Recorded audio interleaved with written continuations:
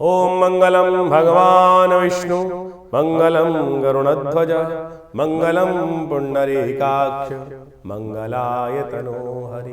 गुरुर्ब्रह्मा गुरुर्विष्णु गुरुर्देवो महेश्वरा गुरुर् साक्षात् परब्रह्म तस्मै श्री गुरुवे नमः। नमस्कार, स्वागत है आपका आचार्य वाणी में। मैं आचार्य डॉक्टर विक्रमादित्य आपके साथ हूँ। आज का विषय है कर्क राशि वालों के लिए कैसा रहेगा मार्च का आरंभ काल।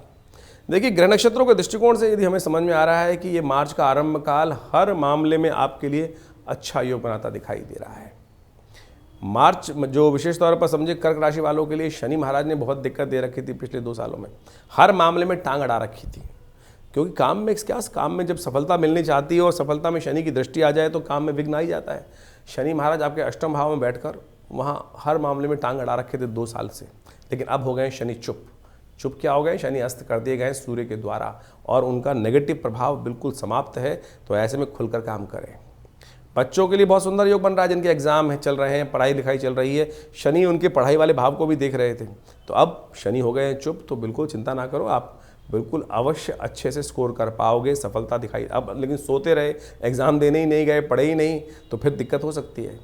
शुक्र आपका इन दिनों खास तौर पे ध्यान रखना, तो जो विशेष तौर पे बात कर रहे हैं कर्क राशि वालों के लिए, तो माँ बाप को ध्यान रखना चाहिए। इन दिनों थोड़ा शुक्र जो है ना वो भाग्य में चल रहे हैं और वक्री होने जा रहे हैं।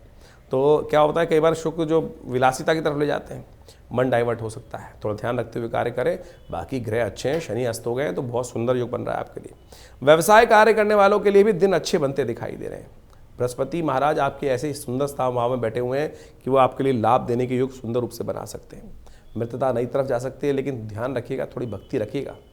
भक्ति से यदि विमुख हुए ना, भगवान की आराधना से विमुख हुए आप, तो ग्रह नक्षत्र ऐसे चल रहे हैं कि खासतौर पर परिवार में भी परेशानी, कष्ट, जीवन में व्यवसाय में परेशानी, परिवार में भी अशांति के योग बन सकते हैं। बच्चे भी कष्ट में आ सकते हैं, तो माताओं को खासतौर पर ध्यान रखना चाहिए। पतिदेव यदि थोड़े साधना वाधना कम करें, पूजा पाठ कम करें, तो आप भक्ति से विमुख मत हुई हो। कई बार क्या हो जाता है कि गुस्से हो जाते हैं लोग, और मैं आज के बाद मेरी छोटा सा काम पूरा नहीं हुआ, मैं हनुमान जी को उठा के बाहर रख देती हूँ। ऐसा भाव मत रखना। बढ़िया ग्रह चल रहे हैं, सुंदर हैं, भगवान की सुंदर आराधना करने का प्रयास करें। आपके लिए महत्वपूर्ण समय ये मार्च का आरंभ काल तो कई मामलों में जबरदस्त बनता दिखाई दे रहा है। सुन लीजिए कैसे कैसे बनेगा। 1 मार्च की हम बात करें तो शनिवार का अवसर रहेगा। फागुन का महीना चल रहा है, शुक्ल पक्ष आरंभ हो चुका है, द्वितीया तिथि है। ये फल्यारा दूज का सुंदर योग है। फल्यारा दूज बहुत सारे लोग नहीं जानते होंगे, लेकिन बहुत सारे लोग ज्ञानवान हैं, सब समझते हैं। फल्यारा दूज अनसूज साया है। कोई भी कार्य बिना मुहूर्त के भी इस समय में पूरा किया जा सकता है। पंचांग की आवश्यकता ही नहीं है। ये तिथि इतनी सुंदर है, चाहे गृह का आरंभ करना हो, चाहे वाहन खरीदना हो, चाहे विवाह भी करना हो, तो कई जगह ऐसा भी वर्णन मिलता है कि विवाह भी कर सकते हैं। लेकिन हम फिर भी कहेंगे कि विवाह इत्यादि के लिए लग्न शुद्धि करा लें तो अच्छा रहेगा। लेकिन अनसूच साया है और इस वर्ष का, इस संवत का आखिरी साया है, क्योंकि उसके बाद होलाष्टक आरंभ हो जाएंगे। उसके बाद फिर कई और परिवर्तन का योग बन जाएगा, तो इसमें अवश्य लाभ ले लीजिए, अच्छा रहेगा। ऐसे में ग्रह नक्षत्र हमने आप समझें आपके योग बना रहे हैं। धर्म में आपकी आस्था अच्छी रहेगी, और जहाँ धर्म होता है वहाँ चिंता होती नहीं है, कष्ट होते ही नहीं है। ऐसे योग बनते दिखाई देते। धर्म के साथ रहें। चंद्रमा भी आपका धर्म में विराजमान है, शुक्र भी विराजमान है, बुध भी वहीं विराजमान है। राहु ने थोड़ा सा कष्ट दे रखा है, इसलिए कहा थोड़ा सा धर्म की तरफ रखिएगा। इस दिन बुध परिवर्तन की तरफ जा रहे हैं, शनि के नक्षत्र में जा रहे हैं। शनि अस्त हैं, लेकिन वो शनि के नक्षत्र में प्रवेश कर रहे हैं, तो बुध भी शनि दृष्ट ना हो जाए, ध्यान रखिएगा। जिद्दी ना हो जाओ, थोड़ा जिद को त्यागने का प्रयास करना चाहिए। बुद्धि में जिद चढ़ सकती है ऐसे में कुछ दिन तक, क्योंकि उत्तरा भाद्रपद नक्षत्र में बुध का प्रवेश हो रहा है, शनि का नक्षत्र है। थोड़ी बुद्धि में जिद ना सवार हो, ऐसा ध्यान रखिएगा। वो जिद परेशान में डाल सकती है, तो कोशिश ये करें। शनिवार का अवसर है, हनुमान जी की प्रार्थना करें, हनुमान जी को या काले उड़द का दान करें, कल्याण होगा। शाम को चंद्र दर्शन हो तो अवश्य कर लीजिएगा। थोड़ी देर के लिए निकलेंगे चांद, उनका दर्शन करके गौ पूजन करें, गौ का आशीर्वाद लें। देखिए सुंदर योग बनेगा। 2 तारीख शनि रविवार का अवसर, तृतीया तिथि है, और इस दिन आपकी राशि के दृष्टिकोण से यदि हम बात करें तो जो सुखेश हैं और साथ साथ लाभेश हैं वो होने जा रहे हैं वक्री। यानी शुक्र महाराज जो हैं वो वक्री होने जा रहे हैं, भाग्य में उच्च के होकर बैठे हैं और वक्री होकर और ताकतवर हो जाएंगे। भाग्य को जबरदस्ती आगे बढ़ाने के योग बनाते दिखाई दे रहे हैं। चिंता ना करें, बहुत सुंदर योग आपके लिए बन रहा है। कई वर्षों बाद आपके शुक्र महाराज सुखेश और लाभेश जो हैं वो भाग्य में जाकर उच्च के होकर बने, बहुत लंबे समय तक के लिए। आमतौर पर 20-25 दिन के लिए होते हैं, इस बार 3 से 4 महीने के लिए हैं। तो ये आपके लिए बहुत सुंदर वारे न्यारे करने का अवसर है। थोड़ा सा नेगेटिव भाव को मन से हटाओ, मन को ठीक करने का प्रयास करो, अच्छा रहेगा। शनि ने कई दिन से आपको त्रास दे रखा है, चाहे वो स्वास्थ्य के मामले में हो, चाहे वो आपकी सफलता के मामले में हो, कई मामलों में थोड़ा सा टांग अड़ा रखी थी। अब शनि बदलने वाले हैं, चिंता ना कीजिए, बहुत अच्छा योग बनेगा आपके लिए, तो अच्छा रहेगा। शनि इस दिन स्वयं बदलने जा रहे हैं। शनि बृहस्पति के आघोष में जा रहे हैं, बृहस्पति के जो नक्षत्र में प्रवेश करते दिखाई दे रहे हैं, उसके बाद बृहस्पति की राशि में भी चले जाएंगे। तो आपके लिए अच्छा ही योग है, चिंता ना करो। शनि का ये प्रभाव बृहस्पति के साथ में आकर कुछ ना कुछ सही दिशा में जाएगा, लेकिन उपाय करने की ज़रूरत है। थोड़ा सा नवग्रहों शांति के लिए गायत्री का यज्ञ करें। हमने विवेकानंद योगाश्रम में इस दिन रविवार के यज्ञ में गायत्री का यज्ञ और साथ साथ कुलाष्टक यज्ञ रखा है। कुलाष्टक के कष्ट निवारण करने के लिए भैरव जी का यज्ञ रखा है, आप भी उसमें सम्मिलित हो सकते हैं। आपके प्रश्नों का निवारण करने के लिए भी रविवार की सुंदर व्यवस्था आरंभ हो गई है, तो उसमें संवाद में आप स्वयं उपस्थित हो सकते हैं और उस संवाद में आकर आप भी अपने प्रश्नों को जान सकते हैं। बिल्कुल ये कार्यक्रम खुद आना पड़ेगा, लेकिन आश्रम में उस कार्यक्रम में तो आप उस समय अवश्य आकर सुबह 8 बजे से लेकर 11 बजे तक ये कार्यक्रम चलता है, सम्मिलित हो। भगवान की कृपा से कष्ट निवारण करने का योग बनेगा। 3 तारीख सोमवार का अवसर, चतुर्थी तिथि विद्यमान है और इस दिन ग्रह परिवर्तन की तरफ जा रहे हैं और ये परिवर्तन आपको उत्साहित कर रहा है, सफलता के योग बना रहा है, मेहनत के योग बना रहा है। लेकिन अब मेहनत से ही भागोगे तो फिर कुछ कहाँ मिलने वाला है। शनि की दृष्टि लोप हो गई है और साथ साथ चंद्रमा दशम भाव में चले गए हैं, तो दिखा रहा है कि मेहनत कर लो, रिजल्ट अवश्य आएंगे आपके लिए, बिल्कुल रिजल्ट आएंगे। रिजल्ट से कोई नहीं बचा सकता, तो रिजल्ट अवश्य, प्रकृति का नियम है कि जितना करोगे वो अवश्य आपको प्राप्त होगा। ये सुंदर योग लग रहे हैं। चतुर्थी है इस दिन, अविघ्नकर चतुर्थी, विघ्नों को दूर करने के लिए, यानी ऐसा कवच बन सकता है इस दिन भगवान गणेश की आराधना से। भगवान गणेश की आराधना करें, तिल से हवन करें, गणेश जी के मंत्र का तिल का दान करें। कहा जाता है कि अविघ्न, जीवन में पहली अविघ्नों को दूर करने के लिए कवच आपको बन सकता है, विघ्नों को दूर करने वाला व्रत। तो ऐसा सुंदर योग बना, देखिए शास्त्र में वर्णित है, तो अवश्य करने का प्रयास करें। गणेश जी की आराधना, तिल का दान करने का प्रयास करें, भगवान की कृपा से कष्ट दूर होंगे। और ऐसे में विशेष तौर पर एक और योग बनता है, कहा जाता है कि मनोरथ चतुर्थी, मनोरथ को सिद्ध करने के लिए गणेश जी की सुंदर आराधना कर लेनी चाहिए। तो उससे गणेश जी का नाम लेकर ओम गंगणादि पतये, इतना सब काम है। थोड़ा उपवास करें, गणेश जी को पीले पुष्प अर्पित करें, मोदक अर्पित करें, उनका षोडशोपचार पूजन कर लें, कल्याण होगा, सुंदर रूप से लाभ के योग बनेंगे। 4 तारीख मंगलवार का दिन, पंचमी तिथि विद्यमान है। सूर्य भी परिवर्तन की तरफ योग बना रहे हैं इस दिन। सूर्य महाराज आपके अष्टम भाव में बैठे हैं, शनि के साथ विराजमान है और इस दिन वो बृहस्पति के नक्षत्र में भागते दिखाई दे रहे हैं। पूर्वा भाद्रपद नक्षत्र में जाएंगे और बहुत जल्दी वो बृहस्पति की राशि में भी जाने वाले हैं। और इससे आभास होता है कि सूर्य की गति बहुत सुंदर हो सकती है आगे जाकर, और ऐसे में बहुत सुंदर योग बनता दिखाई दे रहा है। आपके भाग्य से रास्ता बनने के योग बन सकते हैं, लेकिन थोड़ा ध्यान रखिएगा। बृहस्पति के जब आगोश में आते हैं सूर्य, तो कई बार थोड़ी अपनी चाल को कम कर लेते हैं, विश्राम के योग में बन जाते हैं। तो ऐसे में थोड़ा सा आलस से ना प्रवृत्त हो जाए, इसमें थोड़ा ध्यान रखिएगा। बच्चों के लिए तो खासतौर पर थोड़ा सा बच्चों को बार बार नॉकिंग जरूरी चाहिए, चलो चलो करो करो काम, तो अच्छा रहेगा। हनुमान जी की सुंदर आराधना करें, सुंदरकांड का पाठ करें, कल्याण होगा। हमने भी आश्रम पे इस सुंदर तिथि पर आश्रम पर यज्ञ रखा है, तो आप उसमें सुंदरकांड का पाठ रखा है, उसमें सम्मिलित हो सकते हैं। बात कर लेते हैं 5 तारीख की, बुधवार की षष्ठी तिथि। उस दिन योग जो बन रहा है और ग्रह नक्षत्रों के दृष्टिकोण से 11वें भाव में बैठे हुए बृहस्पति के साथ चंद्रमा विराजमान हो जाएंगे और ये 2-3 दिन गजकेसरी योग आपके लिए बहुत सुंदर रहेगा, लाभ के योग बनाता दिखाई दे रहा है। तो पूर्ण ताकत से काम करने का आपको प्रयास करना चाहिए, ये चीज़ें आपके लिए सफलतादायक हैं। सर्वार्थ सिद्ध योग का निर्माण हो रहा है, तो ऐसे में 2-3 दिन अच्छी पॉजिटिव वाइब्स आती दिखाई देंगी, चीज़ों में अच्छे रिजल्ट्स आते दिखाई देंगे। तो आप पहले से तैयारी कर लें, तो करीब करीब 5, 6, 7 ये 3 दिन आपके लिए बड़े पॉजिटिव रिजल्ट दिखाई दे रहे हैं। तो अच्छे से इसका रिजल्ट लेते हुए कार्य करने का प्रयास करें। 6 तारीख भी जैसे हमने कहा अच्छे रिजल्ट वाली है, बस ध्यान ये रखना इस दिन भद्रा है। 10:50 भद्रा आरंभ होगी, तो नए कार्यों में ना हाथ डालें, चलते हुए कार्यों में पूरी तरह से निष्ठा के साथ कार्य करें, अच्छा रहेगा। सूर्य के लिए इस दिन अवश्य जल देना चाहिए। कामदा सप्तमी का योग है, अर्कपुट सप्तमी का योग है। कष्टों का निवारण करने के लिए कहा जाता है भगवान सूर्य को सुबह सुबह जल देने के बाद शाम को आग के पत्ते को अपने सिर से वार कर उस पर एक दिया रखकर चलते पानी में प्रवाहित कर देना चाहिए। इसका पूरा वर्णन भविष्य पुराण में मिल जाएगा और भविष्य पुराण के अनुसार से आप चीज़ों को अच्छे से समझ सकते हैं और उसके अनुसार से कार्य कर सकते हैं। बहुत सुंदर रहेगा आपकी। 7 तारीख का दिन परिवर्तन का दिन है। इस दिन थोड़ा ध्यान रखने की ज़रूरत है।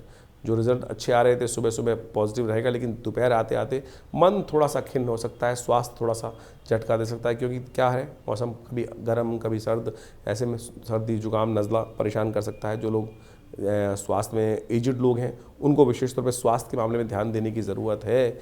और ध्यान रखिएगा, उनके लिए महामृत्युंजय मंत्र का जप कर लीजिए, महालक्ष्मी का व्रत कर लीजिए ना। महालक्ष्मी और सीता जी का व्रत इस दिन किया जाता है, और इस अष्टमी के दिन खास तौर पर उनका व्रत करके अष्टदल कमल बनाकर उनका विधि विधान से पूजन कर कर माँ का दुर्गा जी का आशीर्वाद लेकर जो कार्य करते हैं उनके बहुत सारे विघ्न दूर हो जाते हैं। इस दिन से होलाष्टक आरंभ हो रहे हैं। होलाष्टक जो होते हैं वो विशेष बड़े नेगेटिव दिन माने जाते हैं। कर्क राशि वालों को खासतौर पर ध्यान रखना चाहिए कि ऐसे में मनोमस्तिष्क जो विशेष तौर पर कहीं कहीं गलत कार्यों में फंस गया तो फिर कई कार्यों में विघ्न उपस्थित करने के योग बना सकते हैं। दुश्मन बड़े एक्टिव होते हैं इन दिनों में, नेगेटिव एनर्जी वाले लोग बड़े एक्टिव होते हैं, और ऐसे में उन सब की नेगेटिव एनर्जी कई बार परेशानी में डाल देती है। तो आपको एक काम करना चाहिए, अपने घर में नेगेटिव एनर्जी को रोकने के लिए आपकी राशि के दृष्टिकोण से जो हम बता रहे हैं उसको नोट कर लीजिए। आमतौर पर नेगेटिव एनर्जी को रोकने के लिए कोई ना कोई बाजार में बहुत सारी चीज़ मिलती हैं, कोई नज़र बट्टू मिलता है, कोई आला मिलता है, वो सब लोग लगा लेते हैं। तो आपकी राशि के दृष्टिकोण से हमें दिखाई देता है कि सीपीओ से बना हुआ या शंख इत्यादि छोटे छोटे होते हैं, उनके बने हुए बंधनवार जिसके अंदर थोड़े थोड़े विशेष तौर पर मोरपंख, 1-2 मोरपंख लगा लें और साथ साथ अपने घर के मुख्य दरवाजे पर उसको लटका दें। और ये बंधनवार कई रूप से आपके कष्टों को निवारण करने का योग बना सकता है। नहीं तो कि जैसे होलाष्टक के दिन में कहा जाता है कि बहुत सारे नेगेटिव एनर्जी वाले लोग एक्टिव हो जाते हैं और आपके कई कार्यों में विघ्न उपस्थित करने के लिए परेशान कर सकते हैं, चाहे आपका घर है, चाहे व्यवसाय है। एक सीपी और ख़ासतौर पे यदि कम से कम इतना ही तो लगा लें, एक सीपी और ख़ासतौर पे एक कोई भी सीपी डालकर उसके अंदर पंच पल्लव साथ में जोड़कर, एक मोरपंख जोड़कर यदि एक धागे में, सफ़ेद धागे में उसको लटका भी देंगे तो कहा जाता है कि बहुत सारे नेगेटिव प्रभाव को दूर करने के लिए ये बंधनवार अद्भुत रूप से कार्य करेगा। घर के मुख्य दरवाजे पर या व्यवसाय के मुख्य दरवाजे पर इसको अवश्य लगाने का प्रयास करें। हो सके तो कम से कम एक सीपी ही घर के बाहर दोनों दरवाजों पे एक सीपी चिपका दें, वो आपके लिए बहुत सुंदर कार्य करेगी, नेगेटिव एनर्जी को घर में बसने से रोक सकतेगी। नहीं तो होलाष्टक में कई प्रकार के तंत्र इत्यादि के प्रयोग बहुत सारे लोग अपने शत्रुओं को परेशान करने के लिए, लोगों को परेशान करने के लिए करते रहते हैं। जो नेगेटिव हैं वो कुछ ना कुछ पत्थर मारने की स्थिति नहीं छोड़ सकते हैं, क्योंकि लातों की भूत बातों से तो मानते नहीं हैं। तो उनके लिए कुछ आवश्यक, अपनी रक्षा अवश्य करनी चाहिए, इतना ही आप कर सकते हैं। बात कर लेते हैं 8 तारीख शनिवार का अवसर, नवमी तिथि विद्यमान है। ग्रह नक्षत्रों के दृष्टिकोण से इस दिन आनंद नवमी का योग बन रहा है, और आपकी राशि के दृष्टिकोण से थोड़े ग्रह भारी दिखाई देते हैं। अननेसेसरी खर्चे बढ़ सकते हैं, थोड़े से जुर्माने होने के योग दिखाई देते हैं। तो जो भी कार्य कर रहे हैं बहुत लीगल वे में सोच समझ के करने का प्रयास करना चाहिए। शनिवार का दिन है और शनि महाराज इन दिनों थोड़े अस्त चल रहे हैं आपकी राशि के दृष्टिकोण से। अच्छा है, लेकिन फिर भी थोड़ा सा उसको ठीक करने के लिए हनुमान जी की सुंदर आराधना कर लीजिए, हनुमान जी के मंदिर में जाकर चूल्हा चढ़ा दीजिए, कल्याण होगा। 9 तारीख रविवार का अवसर, दशमी तिथि विद्यमान है और इस दिन ग्रह परिवर्तन की तरफ जाएंगे। सुबह थोड़ी हल्की दिखाई देती है, शाम आते आते मोटिवेशन बढ़ता दिखाई दे रहा है, कहीं ना कहीं से सहारा मिलता दिखाई दे रहा है, कोई ना कोई आपकी सपोर्ट में योग बनता दिखाई दे रहा है, और ये योग आपके लिए आगे आने में स्थिति बढ़िया बना सकता है। और ऐसे में थोड़ा सा भगवान का स्तवन करें, अच्छा रहेगा। होलाष्टक चल रहे हैं, भगवान कृष्ण का सुंदर स्तवन करना समस्त कष्टों को निवारण करने के योग बना सकता है। और कई जगह तो होली के उत्सव आरंभ हो चुके हैं। नंदगांव में, बरसाने में तो सुंदर होली का जो पर्व है वो समस्त मनों को सिद्ध करने वाला होता है। लेकिन स्वास्थ्य का थोड़ा दिन में ध्यान रखने की ज़रूरत है, ज़्यादा अग्रेशन मत लीजिएगा। बहुत ज़्यादा जल्दीबाजी में काम करना, हरी भरी में काम करना कहीं ना कहीं नुकसान दे सकता है। ट्रैफिक लाइट का भी ध्यान रखिएगा, नहीं तो कोई रास्ते में हाथ दे के रोक सकता है। 10 तारीख की यदि हम बात करें, जो सोमवार का अवसर है, एकादशी तिथि है, और ऐसे में ग्रह नक्षत्र आपके लिए पॉजिटिव हो चुके हैं। नई एनर्जी के साथ ये सूर्योदय होता दिखाई दे रहा है आपके लिए। कष्टों को खत्म करते हुए सूर्य अस्त हो चुके हैं और नया सूर्य जो उदय हो रहा है आपके लिए पॉजिटिव है। ऐसे में विष्णु जी की आराधना करें। आमल की एकादशी है, इस दिन व्रत रखना चाहिए, भगवान को पूजन करना चाहिए, आंवले का प्रसाद उनको चढ़ाना चाहिए और आंवले का भक्षण करना चाहिए, भगवान का चरणामृत लेना चाहिए। कहा जाता है कि भगवान शालिग्राम जी को यदि पंचामृत से स्नान कराकर उनका चरणामृत लेंगे तो अकाल मृत्यु हरणम सर्वव्याधि विनाशनम विष्णु पादोत्कम पित्वा पुनर्जन्म न विद्यते। ये सुंदर योग है। इस सुंदर तिथि में सुंदर भगवान की आराधना करें, कल्याण होगा। फागुन मास में होलाष्टक भी आते हैं। वो होलाष्टक बहुत महत्वपूर्ण दिन माने गए हैं। यदि फागुन के अनुसार से आप समझें, शास्त्र की विधि के अनुसार से, शास्त्र में कथाओं के अनुसार से, तो इन होलाष्टकों में कोई शुभ कार्य निषेध कहे गए हैं। उसकी 2 कथाएं शास्त्र में बहुत प्रचलित हैं। एक कथा तो ये है कि जब भगवान का जो शंकर थे वो साधना में थे और कामदेव ने उनकी साधना को भंग करने के लिए कामस्त्र का प्रयोग किया था, तो उस समय में भगवान ने कामदेव को भस्म कर दिया था। और दूसरी कथा एक और है कि जब हिरण्यकश्यप और हिरण्याक्ष इत्यादि थे और वहाँ पर भक्त प्रहलाद पर उन्होंने अनेक प्रकार के अत्याचार उपस्थित किए और उन सब अत्याचारों में इन 8 दिनों में भक्त प्रहलाद को भक्ति से विमुख करने के लिए अनेक प्रकार के त्रास दिए गए और अंत में उस भक्त प्रहलाद को अग्नि में उपस्थित कर दिया गया था, जिसको होलिका लेकर बैठ गई थी। और चमत्कार हुआ, भगवान ने वास्तविक तौर पर जो शास्त्र में कथा के अनुसार से कहा जाता है कि भक्त प्रहलाद भगवान की कृपा से बचकर आ गए और होलिका जल गई। तो ये समस्त जो कथाएं हैं ये शास्त्र में कहीं ना कहीं हमारे कष्टों को दूर करने के लिए कुछ सूत्र देती हैं और हम ज्योतिष विज्ञान के माध्यम से आपके समक्ष उन्हीं उपायों को यहाँ उपस्थित करने का प्रयास करते हैं कि जो पुराणों इत्यादि में वर्णित किए गए हैं। देखिए, ज्योतिष को आज की तारीख में कुछ लोगों ने केवल टोटकों पे बांध दिया है और ऐसे उपाय जिनका कोई औचित्य नहीं है उनको करने से कोई फायदा होने वाला है नहीं। ज्योतिष मन का वहम नहीं है, ज्योतिष कोई ऐसा प्लेसिबो नहीं है कि जिसको कह देते हैं कि का शायद कर लो, नहीं। ज्योतिष में जो प्रमाण हैं वो पुराण इत्यादि में बहुत सुंदर तरीके से वर्णित किए गए हैं। कलिकाल में ये हमारा इतिहास है, जो पुराण में कथाएं हैं ये हमारा इतिहास है, ये शास्त्रों में ऋषियों का अनुभव है जो उन्होंने उन कथाओं के माध्यम से वहाँ वर्णित किया है और उसी के हिसाब से पंचांग का निर्माण किया जाता है, उन तिथियों का निर्माण किया जाता है, उन तिथि में जो उत्सव बताए जाते हैं वो सब के सब वहाँ वर्णित हैं। यदि शास्त्र के दृष्टिकोण से देखें तो इस फागुन मास के अंदर शुक्ल पक्ष के अंदर अनेक प्रकार के व्रत बताए गए हैं। पयोव्रत जिसका वर्णन हमने आपको किया, मधुक तृतीया इत्यादि का व्रत और अविघ्नकर व्रत भी इसके अंदर आता है जो चतुर्थियों किया जाता है। कहा जाता है कि इस दिन यदि कोई व्यक्ति अपने कष्टों को निवारण करने के लिए जीवन में हम काम करते हैं, विभिन्न प्रकार के कष्ट आते हैं, विभिन्न प्रकार के विघ्न उपस्थित हो जाते हैं, ऐसे में श्री गणेश की सुंदर उपासना करने के उपरांत यदि तिल के जो तिल से भरे हुए यदि कहा जाता है कि मटकों को 5 मटकों को लेकर 4 मटकों को लेकर गरीब ब्राह्मणों को दान कर दिया जाए, गरीब लोगों को दान कर दिया जाए, तिल के तेल का दान कर दिया जाए तो अनेक प्रकार के कष्टों से निवारण करने का योग बन जाता है। मनोरथ चतुर्थी भी इसी मास में पड़ती है और कहा जाता है फागुन शुक्ल पक्ष चतुर्थी के दिन स्वर्ण से निर्मित गणेश जी की यदि सुंदर मूर्ति का व्रत कर उनका पूजन किया जाए तो भगवान गणेश समस्त विघ्नों को दूर करने के युक्त है, मनोरथ सिद्धि के योग बन जाते हैं। इसके साथ साथ अर्कपुट सप्तमी का योग भी शास्त्र के अनुसार से बताया गया है। अर्कपुट सप्तमी के दिन कहा जाता है कि स्नान के पश्चात भगवान सूर्य का सुंदर रूप से ध्यान कर उनको अर्घ इत्यादि देकर और व्रत कर या अगर एक दिन पहले व्रत कर यदि भगवान सूर्य को अर्घ दें तो सूर्य संबंधित समस्त समस्याओं को दूर करने के अनेक रास्ते आपके जीवन में बन जाते हैं। सूर्य कीर्ति के मालिक हैं और हर महीने सूर्य की संक्रांति होती है तो उन सब में यदि विधि विधान के अनुसार से हम समय समय पर आपको उपाय बताते हैं उनको करेंगे तो बहुत सुंदर रूप से कष्टों को निवारण करने का योग आप अपना अवश्य बनता है। और इसी दिन को सप्तमी को कामदा सप्तमी के रूप में भी माना जाता है और भविष्य पुराण के अनुसार से कहा जाता है कि फागुन शुक्ल पक्ष सप्तमी के दिन जो स्त्री पुरुष भगवान सूर्य का नमन करते हुए उनका व्रत कर और उनको अर्घ देते हैं, अहि सूर्य सहस्त्रांशु तेजो राशि जगत पदे अनुकंपाय मां भक्ता गणगणम दिवाकरम, इस प्रकार से भगवान सूर्य को जल देने से यदि आपको क्रोध की समस्या है, यदि आपके जीवन में कोई कष्ट चल रहा है, सूर्य आपको यश नहीं देने जा रहा है या सूर्य आपके कमजोर अवस्था में बैठे हैं या सूर्य पाप ग्रहों से युक्त होकर बैठ गए हैं तो इस व्रत को करने से सूर्य को शक्ति प्राप्त हो जाती है। तो अवश्य इन समस्त शास्त्र वर्णित उपायों को करने का प्रयास करना चाहिए। और विभिन्न पुराणों इत्यादि में जिस प्रकार का वर्णन किया गया वो हम समय बताते हैं। और एक सबसे बड़ा त्यौहार और भी आता है, भगवान जिसको कहा जाता है कि अभी हमने होलाष्टक के बारे में आपको वर्णित किया ही किया है। उसके बाद पूर्णिमा के दिन चंद्रदेव का जन्मदिन माना जाता है। कहा जाता है कि चंद्र दोष जिनकी कुंडली में लगा हुआ हो या किमुद्रम योग कुंडली में लगा हुआ हो तो इस दिन भगवान चंद्रदेव की सुंदर उपासना करने से अनेक कष्टों को दूर करने का योग बन जाता है। जो चंद्रव्रत का वर्णन होगा वो अगले एपिसोड में हम आपको बताने वाले हैं, जब बीच में जो वर्णन आएगा, क्योंकि इस दौरान जो ग्रहों का योग पड़ रहा है वो हमने आपके समक्ष उपस्थित किया। तो आपको इन सब चीज़ों को सत्य रूप में समझने का प्रयास करना चाहिए।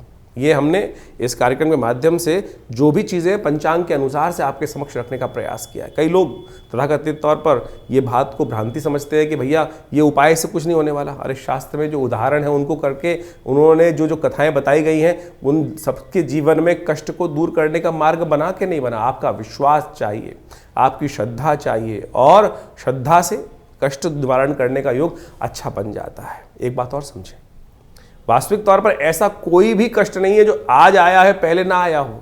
ये संसार अविरल क्रम से चलता आया है। तो जो उन सब योग, अगर आप वेद पुराण इत्यादि पढ़ें, अथर्ववेद को पढ़ने का प्रयास करें, तो वहाँ अनेक मनोकामनाओं की सिद्धि के लिए शास्त्र में अनेक उपाय बताए गए हैं। यजुर्वेद इत्यादि संहिता में तो अनेक प्रकार से इन सब चीज़ों का वर्णन किया गया है। अथर्ववेद के अंदर स्वास्थ्य संबंधी समस्याओं को ठीक करने के रास्ते मिलते हैं, तो यजुर्वेद के अंदर मनोकामनाओं की सिद्धि पूर्णित करने के लिए अनेक उपाय शास्त्र में वर्णित किए गए हैं, जैसे रुद्राष्टाध्यायी। रुद्राष्टाध्यायी के अंदर विभिन्न मंत्र हैं, विभिन्न मनोकामनाओं की पूर्ति के लिए भगवान शंकर से प्रार्थना की जाती है, और सत्य माने भगवान की प्रार्थना से वो समस्त कष्टों का निवारण करके योग बन भी जाते हैं। तो इसलिए अपने मन की शंकाओं को दूर करें। लोग होंगे बहुत सारे जो आपके मन में शंकाएं उत्पन्न करने का प्रयास करते हैं। बहुत सारे इस संसार में भांति भांति के लोग हैं, पांचों उंगलियां बराबर नहीं होती। तो कोशिश ये करें कि संसार में जो आपको उत्साहित करने का प्रयास करें, सत्य मार्ग पर डालने का प्रयास करें, उनका अनुसरण करने का प्रयास करें। एक पुरानी कहावत है, उन लोगों के बीच में ना रहें जो आपको हतोत्साहित करते हों, जो आपके धर्म पे आक्षेप करने का प्रयास करते हों, जो आपको पदभ्रष्ट करने का प्रयास करते हों। सत्य राह पर चलने, धर्म का पालन करना शास्त्र का एक नियम है, और जो धर्म के साथ चलते हैं, धर्म के वर्णित नियमों के अनुसार से चलते हैं, धर्म में वर्णित परंपराओं का निर्वाह करते हैं, धर्म स्वयं उनकी रक्षा करता है।